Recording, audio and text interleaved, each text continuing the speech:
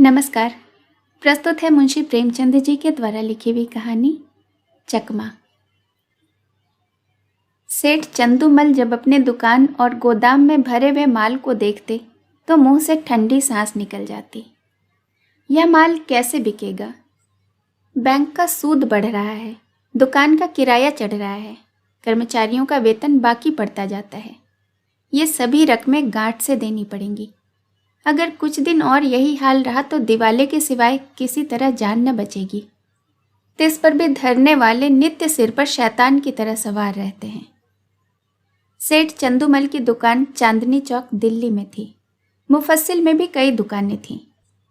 जब शहर कांग्रेस कमेटी ने उनसे विलायती कपड़े की खरीद और बिक्री के विषय में प्रतिज्ञा करानी चाहिए तो उन्होंने कुछ ध्यान न दिया। बाजार में कई आड़तियों ने उनकी देखा देखी प्रतिज्ञा पत्र पर हस्ताक्षर करने से इनकार कर दिया। चंदूमल को जो नेतृत्व कभी नसीब न हुआ था वह इस अवसर पर बिना हाथ पैर हिलाए ही मिल गया।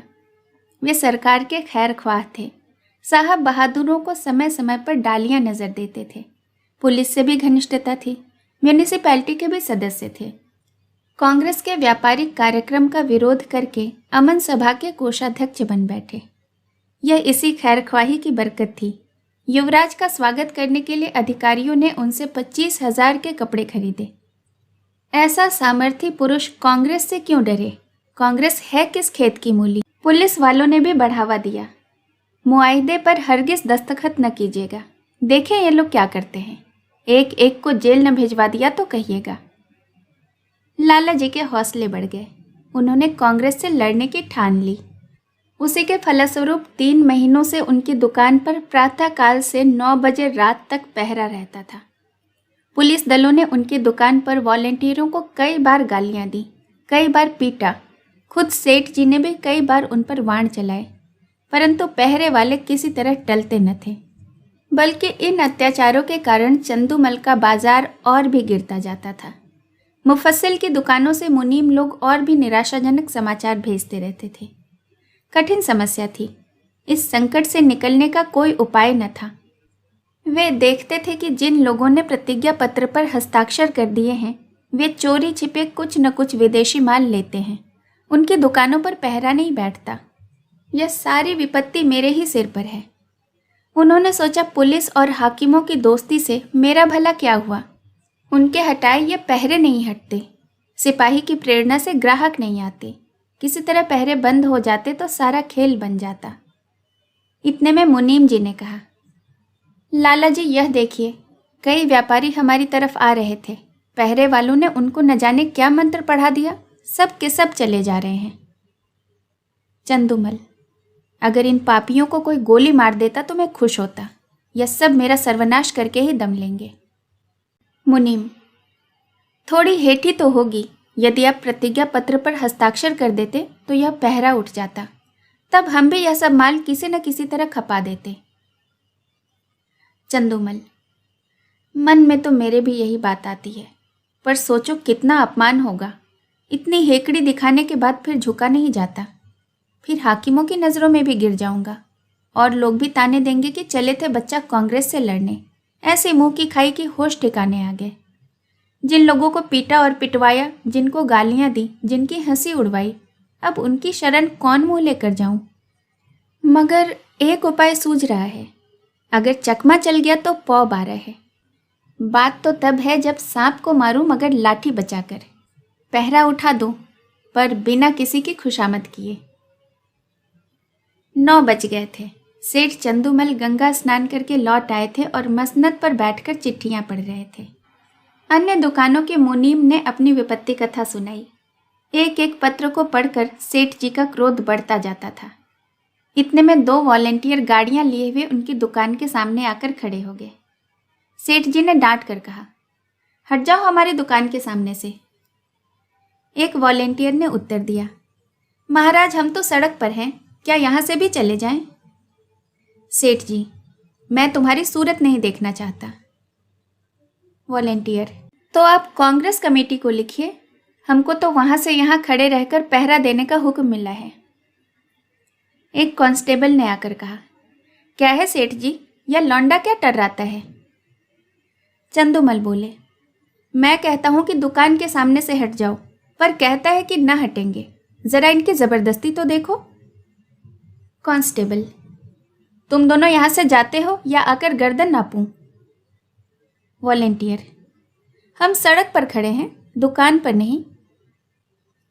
कांस्टेबल का अभीष्ट अपनी कारगुजारी दिखाना था। वह सेठ जी को खुश करके कुछ इनाम इकराम भी लेना चाहता था। उसने वॉलेंटियरों को कुछ अपशब्द कहे और जब उन्होंने उसकी कोई परवाह न की तो एक वॉलेंटियर को इतने जोर से धक्का दिया कि वह बेचारा मुंह के बल जमीन पर जा गिरा। कई वॉलेंटियर इधर उधर से आकर जमा हो गए, कई सिपाही भी आ पहुंचे। दर्शक वृंद को ऐसी घटनाओं में मज़ा आता ही है। उनकी भी भीड़ लग गई। किसी ने हाँक लगाई, महात्मा गांधी की जय। औरों ने भी उसके सुर में सुर मिलाया। देखते ही देखते एक जनसमूह एकत्रित हो गया। एक दर्शक ने कहा, क्या है लाला चंदूमल, अपनी दुकान के सामने इन गरीबों की दुर्गति करा रहे हो और तुम्हें जरा भी लज्जा नहीं आती? भगवान का कुछ डर है भी या नहीं? सेठ जी ने कहा, मुझसे कसम ले लो जो मैंने किसी सिपाही से कुछ कहा हो। ये लोग अनायास बेचारों के पीछे पड़ गए, मुझे सेंत में बदनाम करते हैं। एक सिपाही, लाला जी आपने ही तो कहा था ये दोनों वॉलेंटियर मेरे ग्राहकों को छेड़ रहे हैं, अब आप निकले जाते हैं। चंदूमल, बिल्कुल झूठ, सरासर झूठ, 16 आने झूठ। तुम लोग अपनी कारगुजारी की धुन में इन बेचारों से उलझ पड़े। ये बेचारे तो दुकान से बहुत दूर खड़े थे, न किसी से बोलते थे न चालते थे। तुमने ज़बरदस्ती ही इन्हें गर्दनी देनी शुरू कर दी। मुझे अपना सौदा बेचना है कि किसी से लड़ना है? दूसरा सिपाही, लाला जी हो बड़े होशियार, मुझसे आग लगवाकर आप अलग हो गए। तुम न कहते तो हमें क्या पड़ी थी कि इन लोगों को धक्का देते। दारोगा जी ने भी हमको ताकीद कर दी थी कि सेठ चंदूमल की दुकान पर विशेष ध्यान रखना, वहाँ कोई वॉलेंटियर ना आने पाए। तब हम लोग आए थे। तुम फरियाद न करते तो दारोगा जी हमारी तैनाती ही क्यों करते? चंदूमल, दारोगा जी को अपनी कारगुजारी दिखानी होगी, मैं उनके पास क्यों फरियाद करने जाता? सभी लोग कांग्रेस के दुश्मन हो रहे हैं, थाने वाले तो उनके नाम से ही जलते हैं। क्या मैं शिकायत करता तभी तुम्हारी तैनाती करते? इतने में किसी थाने में इत्तला दी गई कि चंदूमल की दुकान पर कांस्टेबलों और वॉलेंटियरों में मारपीट हो गई है। कांग्रेस के दफ्तर में भी खबर पहुंची। जरा देर में ही सशस्त्र पुलिस के थानेदार और इंस्पेक्टर साहब भी आ पहुंचे। उधर कांग्रेस के कर्मचारी भी दल बल सहित लौटे। समूह और बड़ा, बार बार जय जयकार की ध्वनि उठने लगी। कांग्रेस और पुलिस के नेताओं में वाद विवाद होने लगा। परिणाम यह हुआ कि पुलिस वाले ने दोनों को हिरासत में ले लिया और थाने की ओर चले। पुलिस अधिकारियों के जाने के बाद सेठ जी ने कांग्रेस के प्रधान से कहा, आज मुझे मालूम हुआ कि ये लोग वॉलेंटियरों पर इतना घोर अत्याचार करते हैं। प्रधान, तब तो 2 वॉलेंटियरों का फंसना व्यर्थ नहीं हुआ। इस विषय में अब तो आपको कोई शंका नहीं है। हम कितने लड़ाकू, कितने द्रोही, कितने शांति भंगकारी हैं, यह तो आपको खूब मालूम हो गया होगा। चंदूमल, जी हाँ, मालूम हो गया। प्रधान, आपकी शहादत तो अवश्य ही होगी। चंदूमल, होगी तो मैं भी साफ साफ कह दूंगा कि चाहे बने या बिगड़े, पुलिस की सख्ती अब नहीं देखी जाती। मैं भी भ्रम में पड़ा हुआ था। मंत्री, पुलिस वाले आपको दबाएंगे बहुत। चंदूमल, एक नहीं 100 दबाव पड़े, मैं झूठ कभी न बोलूँगा। सरकार उस दरबार में साथ न जाएगी। मंत्री, अब तो हमारी लाज आपके ही हाथ में है। चंदूमल, मुझे आप देश का द्रोही न पाएंगे। यहाँ से प्रधान और मंत्री तथा अन्य पदाधिकारी चले तो मंत्री जी ने कहा, आदमी सच्चा जान पड़ता है। प्रधान संदिग्ध भाव से, कल तक आप ही सिद्ध हो जाएगा। शाम को इंस्पेक्टर पुलिस ने लाला चंदूमल को थाने में बुलाया और कहा, आपको शहादत देनी होगी, हम आपकी तरफ से बेफिक्र हैं। चंदूमल बोले, हाजिर हूँ। इंस्पेक्टर, वॉलेंटियरों ने कांस्टेबलों को गालियाँ दी। चंदूमल, मैंने नहीं सुनी। इंस्पेक्टर, सुनी या न सुनी यह बहस नहीं है। आपको यह कहना होगा कि वह सब खरीदारों को धक्का देकर हटा रहे थे। हाथापाई करते थे, मारने की धमकी देते थे। ये सभी बातें कहनी होंगी। दारोगा जी, वह बयान लाइए जो मैंने सेठ जी के लिए लिखवाया है। चंदूमल, मुझसे भरी अदालत में झूठ न बोला जाएगा। अपने हजारों जानने वाले अदालत में होंगे। किस किस से मुंह छिपाऊंगा? कहीं निकलने को भी जगह चाहिए। इंस्पेक्टर, यह सब बातें निज के मामलों के लिए है। पॉलिटिकल मामलों में झूठ, सच, शर्म, हया किसी का भी ख्याल नहीं किया जाता। चंदूमल, मुंह में कालिख लग जाएगी। इंस्पेक्टर, सरकार की निगाह में इज्जत चौगुनी हो जाएगी। चंदू, जी नहीं, गवाही नहीं दे सकूंगा।